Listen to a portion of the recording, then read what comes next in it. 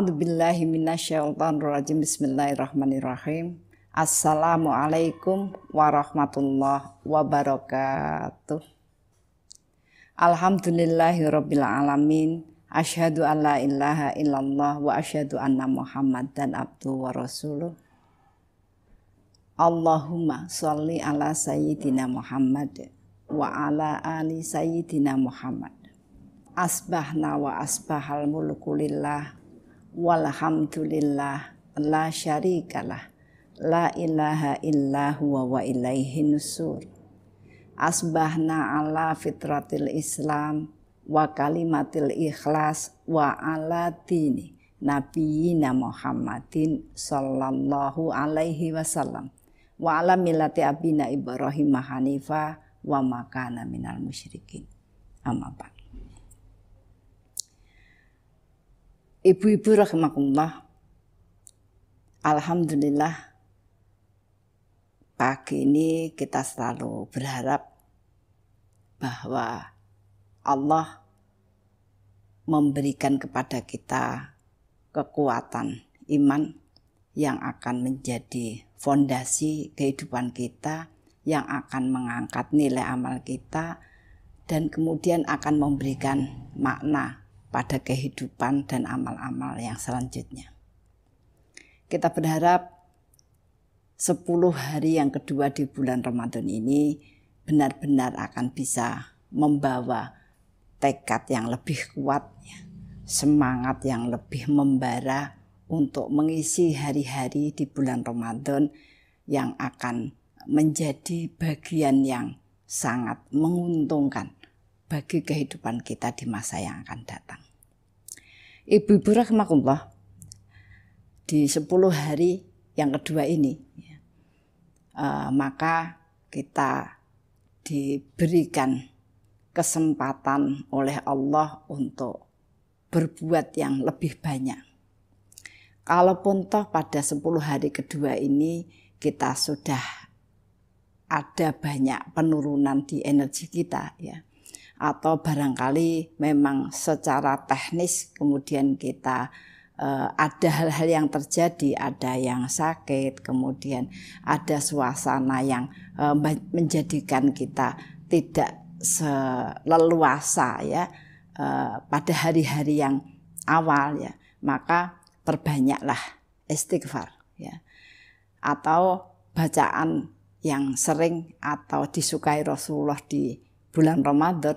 Rasulullah menyampaikan, banyaklah kamu membaca asyhadu alla ilaha illallah astaghfirullah inni nas'alukal jannah wa na'udzubika minan nar Allahumma innaka afuwun tuhibbul afwa fa'fu anni. Dengan terus kita menyebut, menyampaikan kepada Allah bahwa kita memang berniat bertobat dan hanya Allah yang kemudian bisa memaafkan, karena Allah lah Maha Pemaaf. Kita berharap Allah pun meringankan langkah-langkah kita untuk menambah-nambah amal di hari-hari selanjutnya. Umat fillah rahimakumullah, kita lanjutkan bincang-bincang kita tentang hidup tenang dan bahagia. Kemarin sudah kita sampaikan kalimat tenang dan bahagia itu hanya bisa didapat ketika manusia berjalan atas syariat yang ditentukan. Kenapa? Karena ketentuan-ketentuan yang diberikan kepada manusia itu memang ketentuan-ketentuan yang akan membawa kita pada keselamatan dan keberkahan. Kemarin kita sampaikan, jangan sampai kita lupa pada orientasi kehidupan kita, bahwa yang pertama hidup itu adalah sebuah perjalanan menjaga dan memelihara ad-dharuratul khamsah, agar baik itu adin, kemudian jiwa, kemudian akal, kemudian kehormatan, kemudian harta itu terus tumbuh dan berkembang menjadi fasilitas dalam meningkatkan amal yang menjadi bagian nilai seseorang. Kemudian yang kedua, hidup yang produktif, hidup yang akan mendapatkan sesuatu yang jauh lebih besar, ya, itu ketika kita bisa tertib dalam proses, ya, ketika kita bisa terus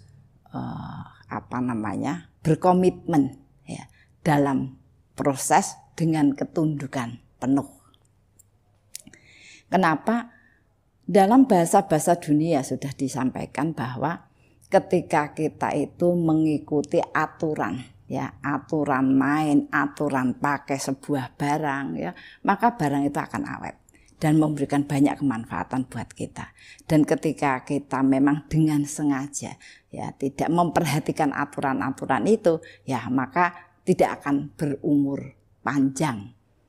Nah, yang tidak akan berumur panjang di sini adalah tekadnya, ya, kesabaran terhadap prosesnya, sehingga banyak sekali orang yang dulunya itu dekat dengan Quran, ya, banyak pengajian, ya, kemudian tidak memperhatikan atau merasa bisa mengatur kehidupannya sendiri dan dia memproses perjalanan kehidupan model dia, ya, ala dia, kalau dalam bahasa vulgarnya sampai disebut, bagi saya hidup itu yang penting kecil dimanja, besar kaya raya, mati masuk surga, ya. Dan itu tidak masuk kaidah, ya. Orang mengatakan sama-sama boleh milih, gitu, ya. Saya akan selalu memilih hal-hal yang menyenangkan, ya.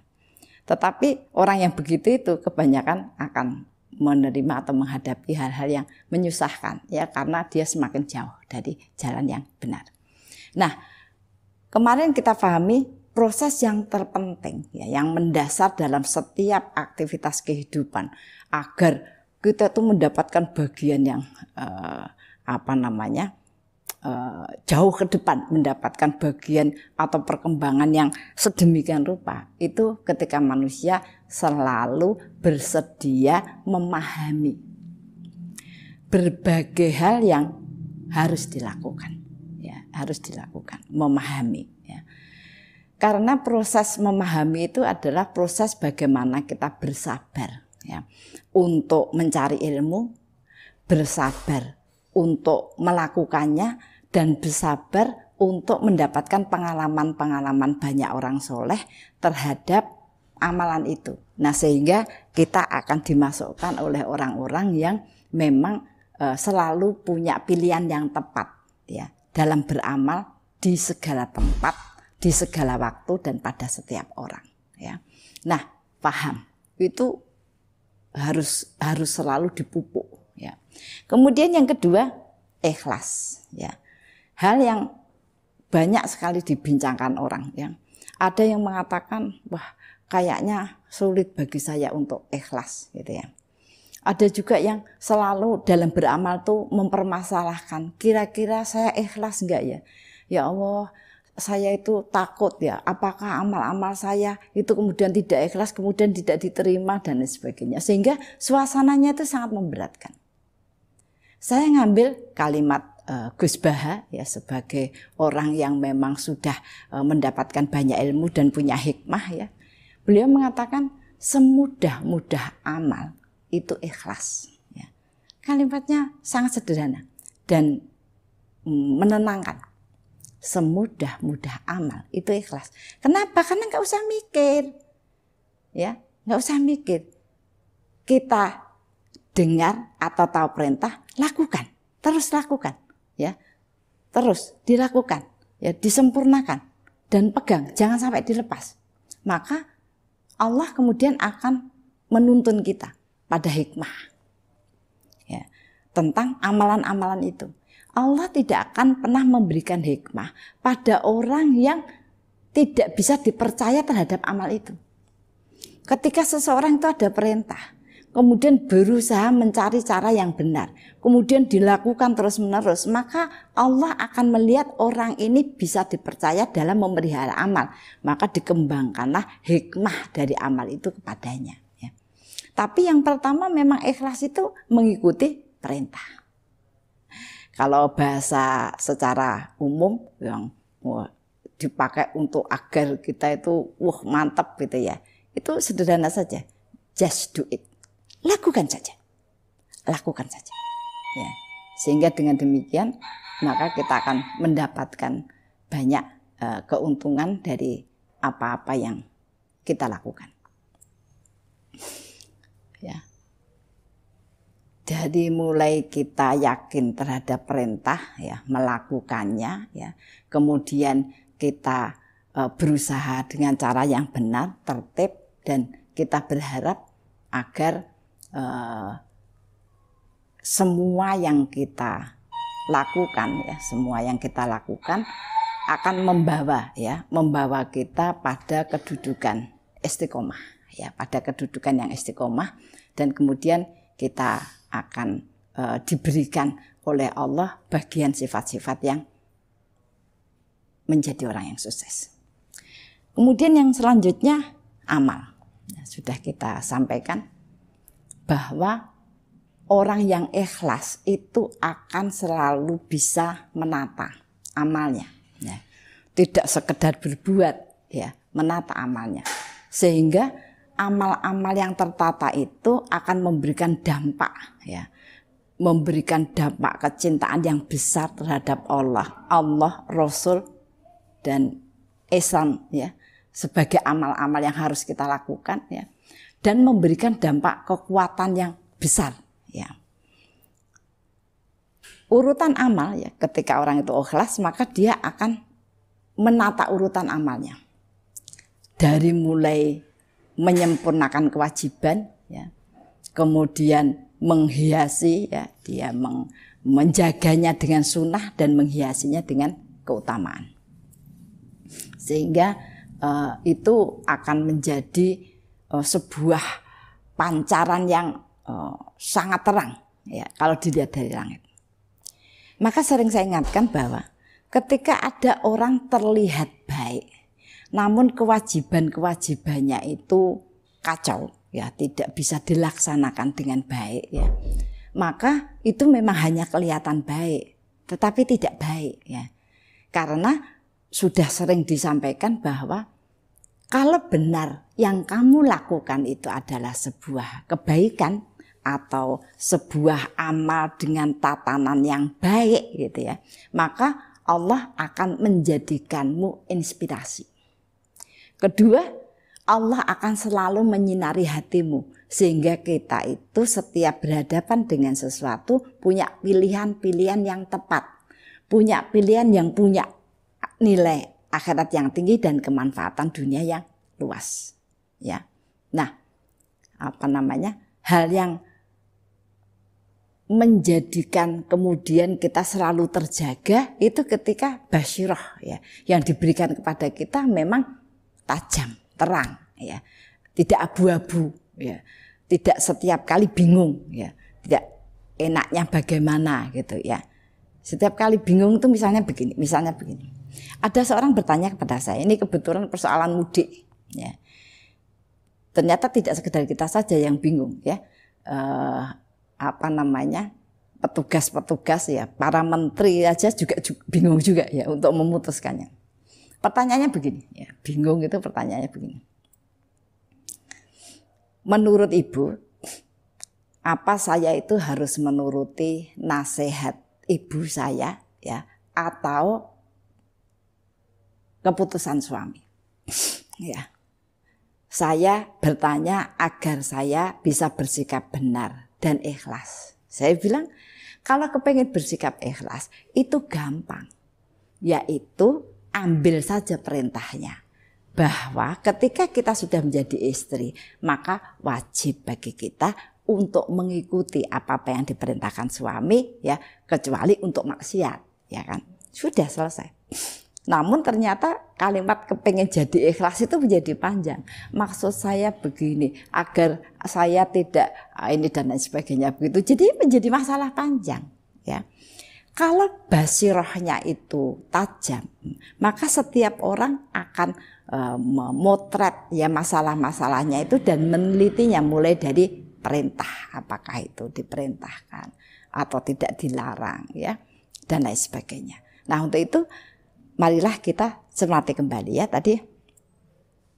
Kemudian diberi cahaya, diberi sinar di hati, kemudian diberikan kekuatan di tubuh ya untuk melakukan semakin banyak amal. Nah, kalau ada orang yang terlihat baik, ketoke apik gitu ya orangnya, tetapi mudah marah, mudah tersinggung, mudah kecewa, padahal dia melaksanakan banyak amalia. Nah, itu barangkali ada yang salah ya urutannya ya. Ada banyak orang itu terlalu capek melaksanakan sunnah, bahkan kewajibannya pun tidak terpenuhi. Hati-hati, itu salah satunya menjadikan kita itu tidak tidak diberikan tambahan-tambahan kekuatan. Apalagi di bulan Ramadan. Perhatikan betul ya. Di bulan Ramadan. Kalau saja Allah tidak menambah kekuatan kepada kita, yang kemudian kaidahnya itu setiap hari kita disuruh menambah amal karena waktunya terbatas, maka itu tidak akan bisa. Sehingga ketika seseorang itu tidak berdasarkan pada keikhlasan, tidak berdasarkan kepada urutan amal ya. Salah satu cirinya ya kita bukannya beramal itu tambah kuat, tambah semangat dan tubuhnya menjadi baik, tapi tambah lungkrah ya. Sudah mulai terlihat ketika di 10 hari kedua itu, rasanya sudah kayaknya berat kita untuk baca Quran, untuk wirid. Padahal kaidahnya suruh menambah, apalagi sampai 10 hari terakhir. Ya, nah tadi ditambah kekuatan ya oleh Allah. Dan kemudian hadiah selanjutnya karena dia bersungguh-sungguh ya dalam urutan itu, Allah akan memberikan rezeki, yang dipakai, yang bisa dipakai untuk menambah-nambah kebaikan ya. Nah, dan kemudian yang terakhir, orang yang menata amalnya sedemikian rupa ya, itu akan diikatkan kecintaannya ya kepada penduduk langit dan bumi ya. Nah, itu tadi urutan amal. Dan kemudian bagaimana amal itu bisa tumbuh dan berkembang, kemarin kita sampaikan, kalau didukung dengan kesungguhan ya, didukung kesungguhan. Tetapi jangan dibalik. Kalau orang itu belum banyak beramal, belum membersihkan amalnya, belum ya menata sedemikian rupa, maka kesungguhan itu tidak akan muncul ya. Kalau toh orang itu terlihat cak-cek gitu ya, kadang-kadang itu bukan sebuah kesungguhan, bukan jahadu, tetapi memang dia kepingin, orang yang tergesa-gesa, harus ini, harus itu, harus ini, harus itu ya, hasilnya tidak sama ya. Karena orang yang jahadu ya, kesungguhannya itu meningkat, bersamaan itu juga maka Allah akan meluaskan hikmah padanya, meluaskan ilmu padanya, memberikan banyak pengalaman. Kenapa? Ya karena amal dan kerjaannya ditambah sama Allah ya gitu. Nah, kemudian yang akan kita bicarakan sekarang ya, bagaimana Allah itu memberitahukan kepada kita kesungguhan itu harus disubur-suburkan, disirami ya, disirami. Kesungguhan itu harus disirami ya. Dengan apa ya? Salah satu ciri bentuk kesungguhan itu ujungnya akan mendapatkan banyak jalan ya. Jadi ada saja yang bisa dia lakukan. Bahkan orang yang punya kesungguhan, oleh Allah sudah diberikan sikap kesungguhan, banyak persoalan-persoalan yang akan dititipkan kepadanya. Karena Allah percaya ketika ada orang persoalan didorong kemudian ke tempat kita, itu Allah mempercayakan kita bahwa sikap kesungguhan kita itu akan mampu ya, mampu memberikan ya fasilitas agar bisa kembali kepada Allah. Ya. Nah, apa bagian yang bisa menyubur-nyuburkan kesungguhan itu? Karena yang namanya manusia itu ya tetap manusia, ada titik bosannya, ada titik lungkrahnya, ada titik lemesnya ya, ada titik sakitnya. Maka tanpa kita sangka, dan kita juga baru tahu kalau Allah tidak memberitahu, mungkin kita juga ngarang macam-macam bagaimana untuk menggiatkan kesungguhan. Wah, mungkin dengan olahraga, ya dengan minum vitamin cerebrofit gitu. Ternyata tidak, Allah sampaikan bagaimana menyuburkan kesungguhan itu dengan pengorbanan. Kadang-kadang kalau tidak dipikir dengan keimanan ya seolah-olah tidak ada hubungannya. Namun ketika kesungguhan itu ya kemudian disuburkan dengan pengorbanan, Allah akan mengangkat kemuliaan itu. Apa maksud mengangkat kemuliaan? Akan banyak disiarkan. Kalau dalam bahasa yang lebih keren, orang-orang yang bersungguh-sungguh dan punya ya ruhul badal wa tadhiyah namanya, punya jiwa pengorbanan yang besar, itu akan diberikan efek media oleh Allah. Efek media. Apa efek media? Seperti bagian sekarang orang membuat YouTube, orang masuk televisi, orang membuat program gitu ya, agar mendapatkan efek media, orang mengenalnya, kemudian terkenal dan lain sebagainya. Nah, di sini yang saya bahas itu adalah efek media Allah. Allah akan ikatkan ya orang-orang yang sama kecintaannya kepada kebaikan dimanapun dia berada, ya, tanpa kita harus memanipulasi, ya memanipulasi. Ternyata rahasianya itu adalah membesarkan ya jiwa pengorbanan, ya. Nah, dan itu memang menjadi bagian yang cukup cukup diberikan support oleh Allah di surat An-Nasr ya, bahwa disampaikan ketika seseorang itu sholat dan berkorban ya, maka dia akan mendapatkan kemenangan dan disiapkan surga ya, disiapkan surga menegakkan sholat dan berkorban ya.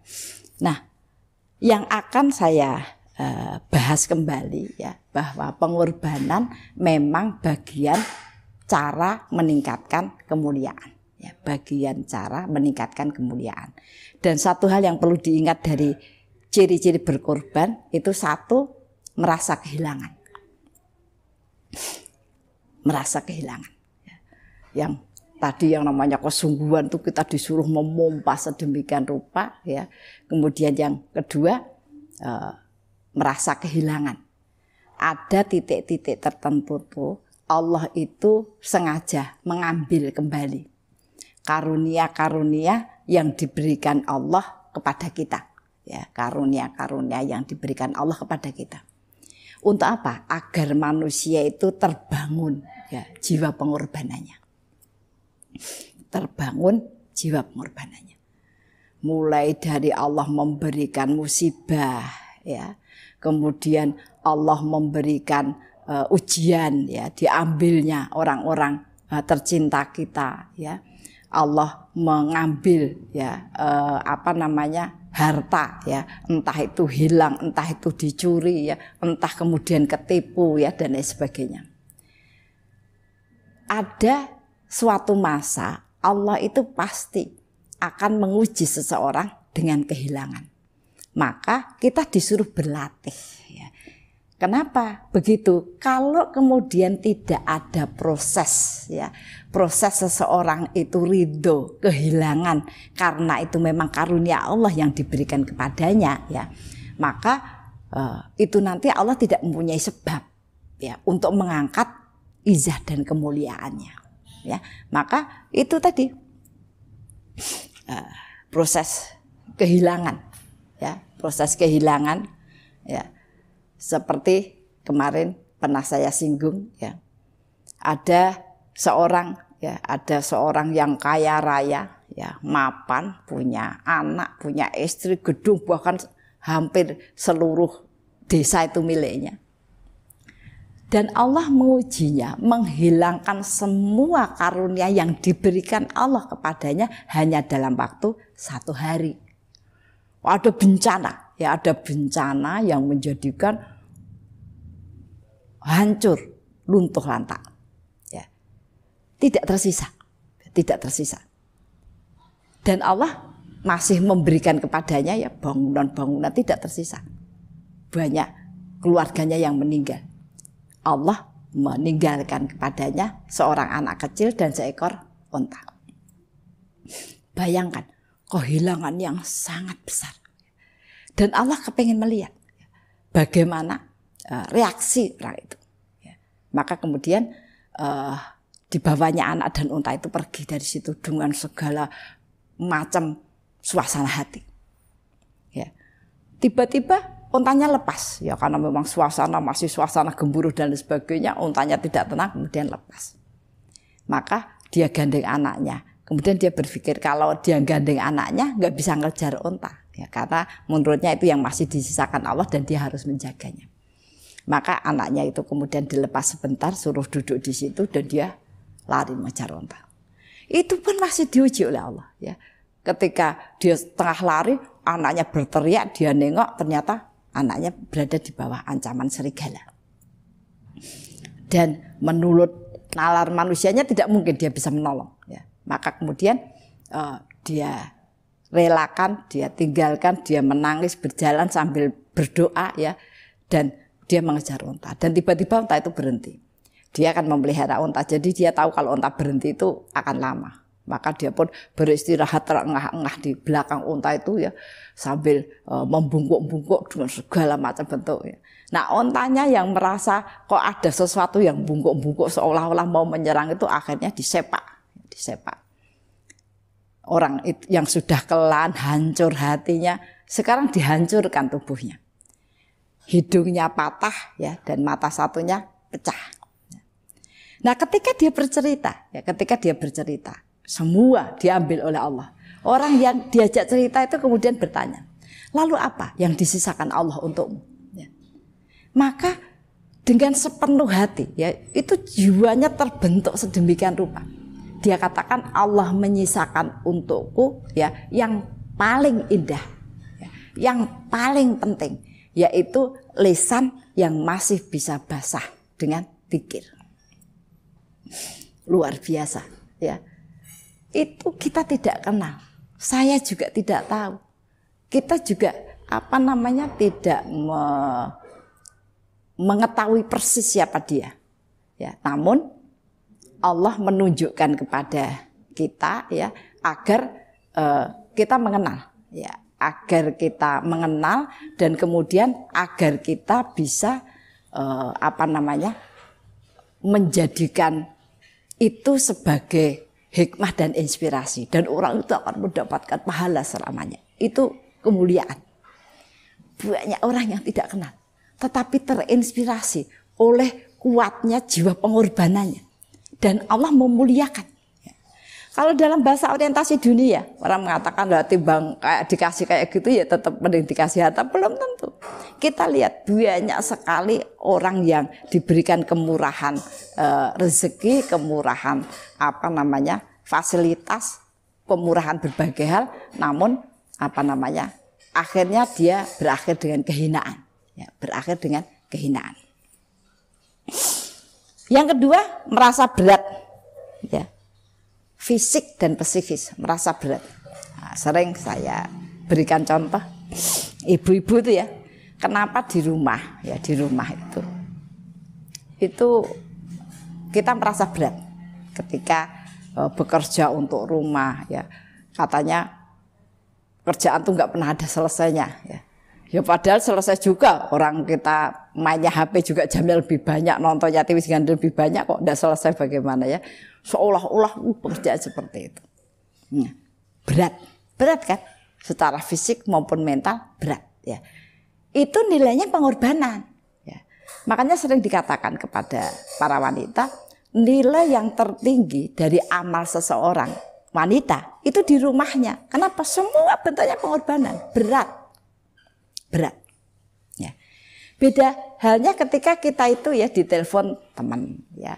Kesini dong, bantu aku ya bersih-bersih rumah, mau ada tamu, bantu bersih-bersih masak ya, kita bilang oke, OTW gitu ya. Maka sampai sana kita sambil bergembira membersihkan rumah temannya tadi, membersihkan, kemudian kita ikut masak sambil bercerita, ketawa ketiwi dan lain sebagainya gitu ya. Itu bentuknya bukan pengorbanan, ya. Mungkin bentuknya kelasnya kebaikan, bukan pengorbanan. Ya, pengorbanan itu dia akan dimuliakan, dia akan diberikan kekuasaan atas bumi dan langit. Ya. Diberikan kekuasaan atas bumi dan langit. Nah, itu. Ada satu contoh lagi. Jadi ada seorang ibu, ya ada seorang ibu itu yang ini memang pasangan orang kaya. Dia diberi uang untuk membeli baju, ya membeli baju. Ya, dan baju yang dibeli itu seharga 450.000. Kalau orang-orang yang biasa ya kelas segitu itu masih kelas menengah ya, karena baju ada harganya yang puluhan juta bahkan artis itu ya. Setelah sampai di rumah ya dia pakai di depan suaminya, kata suaminya, saya nggak suka warnanya, nggak suka modelnya. Lah terus gimana? Kasih sama orang, kamu tak kasih uang lagi. Gitu. Ya maka kemudian dikasihkan sama orang ya. Dikasihkan sama orang dan dia mendapatkan ganti lagi, mendapatkan ganti baju ya dengan nilai nominal mungkin malah lebih karena yang dimaksudkan suaminya itu ternyata memang harganya lebih gitu kan. Kemudian dikasihkan temannya, kata temannya, beneran nih dikasih, nggak suruh beli, enggak udah ambil aja. Orang suruh ngasih, ya Allah terima kasih ya kamu baik banget, kamu akan saya ingat sepanjang masa. Gitu. Tapi itu bukan pengorbanan. Itu kebaikan. Kenapa? Karena kita tidak merasa kehilangan dan tidak merasa berat. Tidak merasa kehilangan dan tidak merasa berat. Ya, jadi benar-benar yang namanya pengorbanan itu kita merasa berat. Sayangnya orang-orang sekarang itu kita itu ada pada zaman yang memang tekanan dunia itu berat. Bahkan sampai dalam benak kita itu bahkan punya sebuah cita-cita. Ya. Aku pokoknya kepengen hidup yang tidak susah, tidak repot, ya begitu, ya, tidak payah, nah, gitu. Padahal 3 hal itu melingkupi kebaikan, ya. Bahkan 3 hal itulah yang menjadi alasan orang dikelaskan berkorban, ya.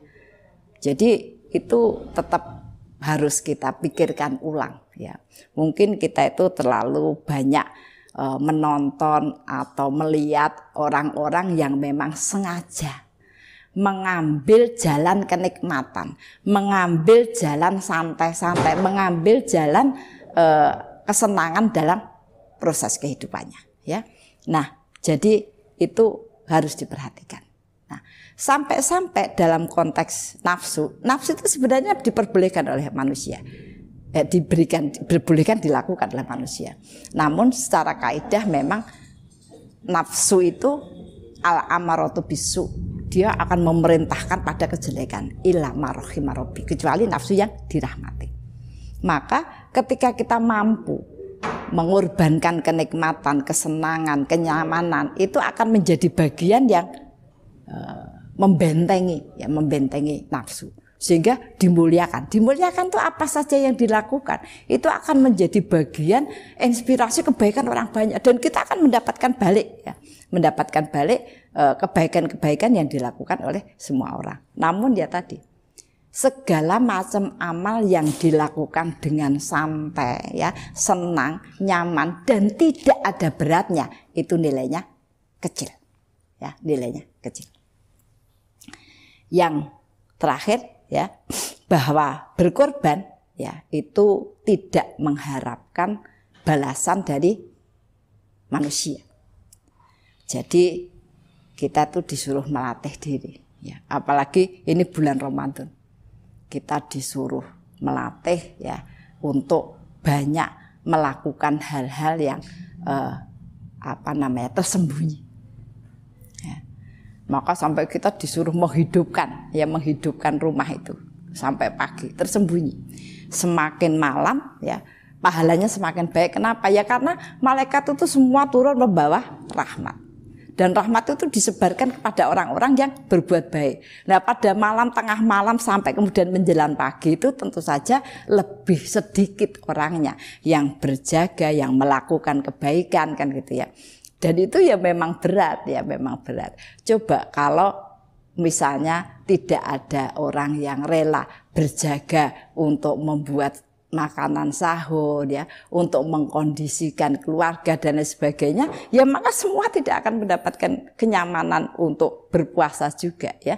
Jadi ketika salah satu ciri orang itu sudah sampai pada sikap pengorbanan, itu orang yang sangat bisa mengendalikan diri terhadap kekecewaan ya, kekecewaan. Apalagi pada masa-masa yang tekanan dunia sedemikian rupa itu ya, maka kepedulian orang ya untuk berterima kasih ya, kepedulian orang untuk mengingat-ingat sebab kebaikan ya, kepedulian orang untuk menghormati ya dari apa-apa yang kebaikan yang dilakukan orang lain itu memang sangat kecil ya, memang sangat kecil, sehingga itu menjadi sebuah perjuangan tersendiri ya. Bahkan sekarang itu ya, bahkan sekarang kok itu ada orang lain yang namanya seorang anak ya, itu kadang nggak kepikiran untuk berterima kasih sedemikian rupa kepada orang tuanya, untuk memberikan penghormatan ya yang tulus, untuk memuliakan itu anak kepada orang tua. Apalagi kondisi kita berhadapan dengan orang lain. Sehingga orang yang berkorban itu harus mempersiapkan diri, meyakinkan diri bahwa yang akan menilai, yang akan memperhatikan semua yang kita lakukan itu hanya Allah. Ya. Jadi kita tidak perlu menunggu ya komentar-komentar orang lain. Kalau toh kemudian Allah itu memberikan sebuah ujian ya, yang menjadikan kebaikan-kebaikan kita itu tidak diterima baik, apalagi kemudian dibalas dengan kebaikan, maka hanya satu yang terpikir dalam diri kita adalah bagaimana memperbaiki proses kebaikan yang kita lakukan ya. Jadi memang yang namanya berkorban itu sampai dia melepaskan harga diri, ananiahnya. Bagi kita apa-apa yang kita lakukan itu semata-mata karena itu perintah Allah. Ya, kita mensucikan Allah, mengagungkan Allah, ya, memuliakan Allah. Ya, itu saja. Selebihnya tidak. Ya. Maka ada salah satu contoh yang saya sangat sering memakai itu ya, karena saya cukup, itu sebuah contoh nyata yang memang hal yang sederhana tapi nyata ya. Pengorbanan. Seorang ibu yang baik, suka memberikan kebaikan, silaturahimnya baik ya. Maka kemudian ketika kemudian dia menikah, dia diuji tidak memiliki keturunan dalam waktu puluh tahun ya. Padahal ketika dia berbuat baik itu sambil mengangankan nanti kalau punya anak maka aku akan bisa lebih siap, insya Allah anakku akan aku jadikan begini dan sebagainya.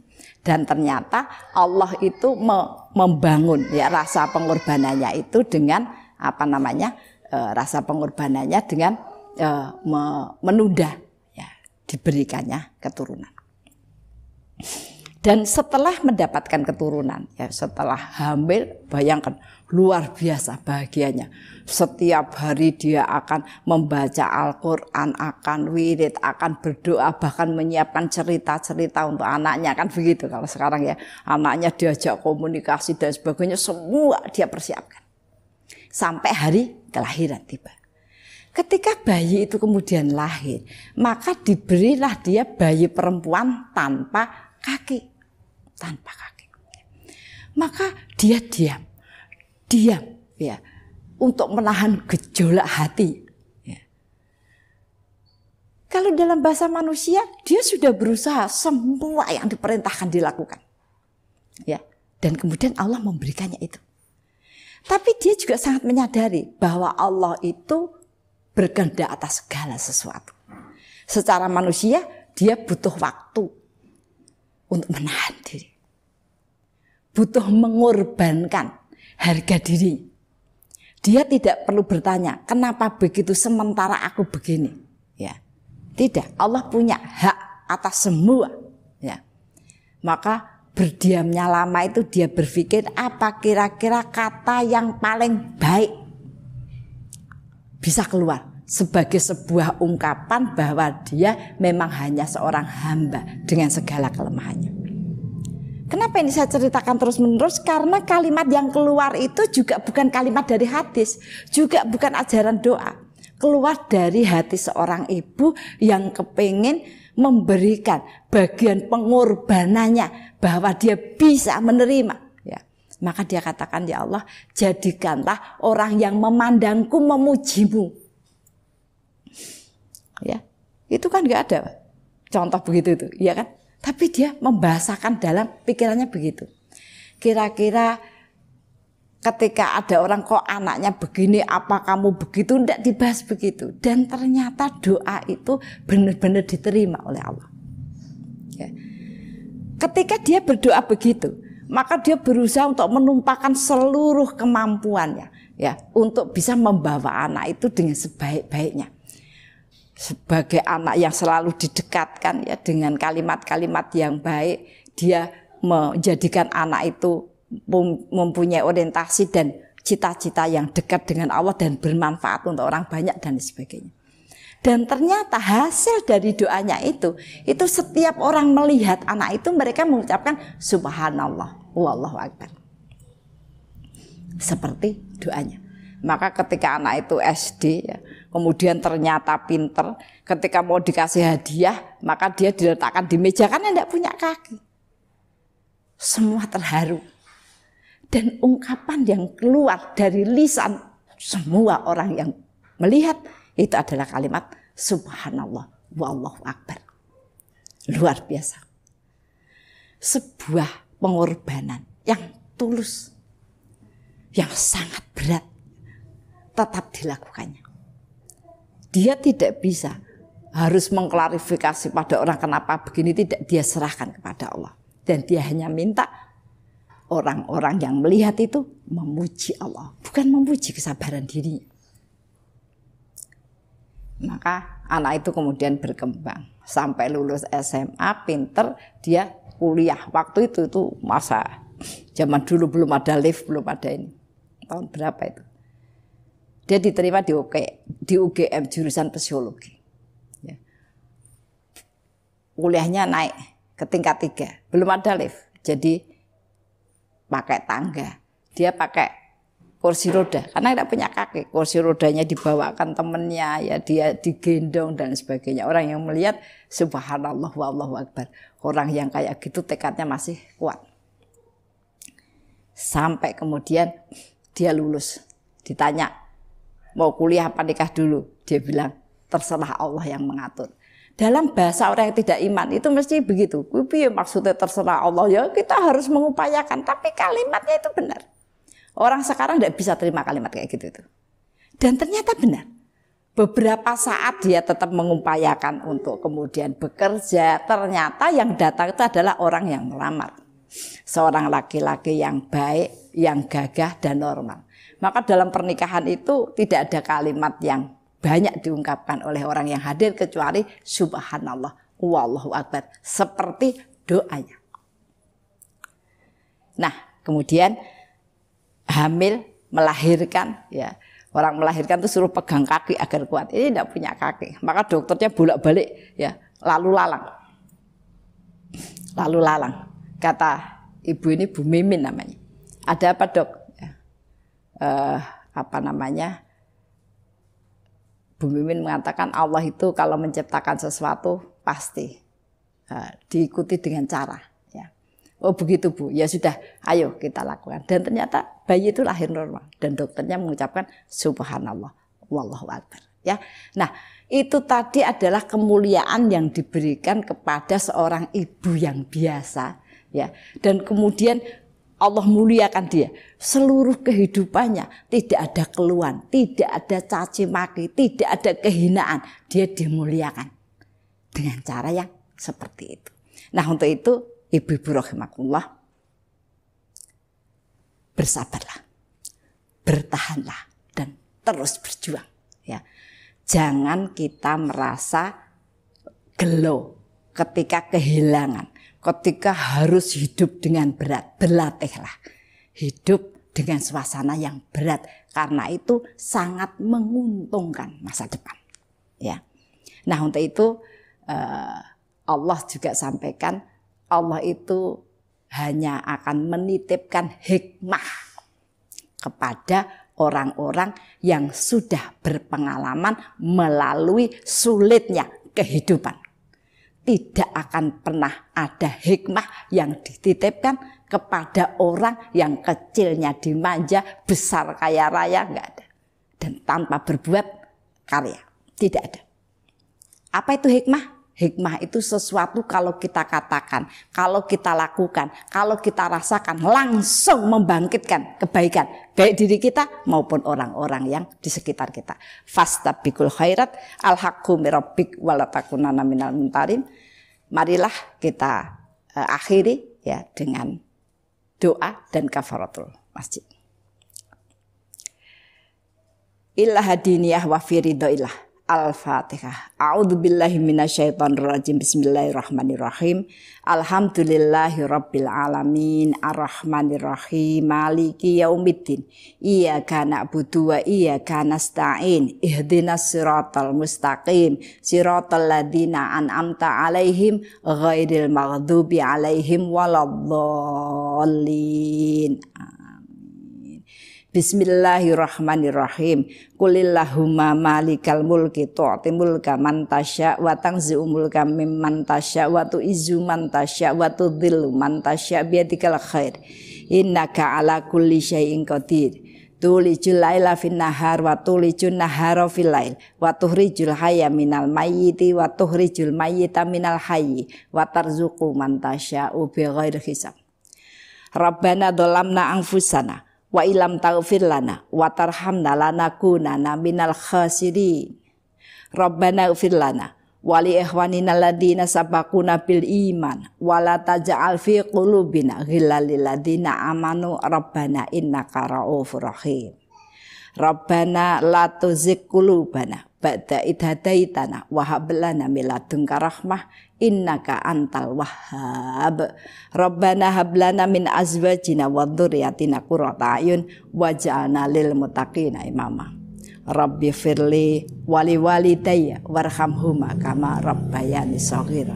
Allahumma inni nas'aluka hubbaka wa hubba nabiyyika wa hubba kitabika wa hubba ma yuhibbuk wal amala ladzi yuballighuni hubbak. Allahumma inni nas'aluka ilman nafi'an wa rizqan thayyiban wa amalan mutaqabbalan. Allahumma inni nas'aluka sabata fil amrina wa nas'aluka azimata rusdi wa nas'aluka syukra ni'mataka wa husna ibadatika wa nas'aluka lisanan shadiqan wa qalban salima wa khuluqan mustaqima wa na'udzubika min syarri ma ta'lam wa nas'aluka min khairi ma ta'lam wa nastaghfiruka mimman ta'lam innaka antal alamul ghuyub. Allahumma ja'alna muqimas shalah wa min dzurriyyatina. Allahumma ja'alna mafatihal khair wa maghaliqash syarri fi kulli zaman wa makan wa ma'akul insan. Allahumma ja'alna minal ladzina idza ahsanu istabsyiru wa idza asa'u istaghfaru. Allahumma ja'alna fi musibatina ajran katsira wa sabrun wa rahmah wa hikmah wa barakah. Rabbana atina min ladunka rahmah wa hayyi lana min amrina rasyada. Rabbana atina fid dunya hasanah wa fil akhirati hasanah wa qina adzabannar. Subhanaka rabbika rabbil izzati amma yasifun wa salamun alal mursalin walhamdulillahirabbil alamin. Kita tutup dengan kafaratul majlis. Subhanakallahumma wa bihamdika asyhadu alla ilaha illa anta astaghfiruka wa atubu ilaik. Assalamualaikum warahmatullahi wabarakatuh.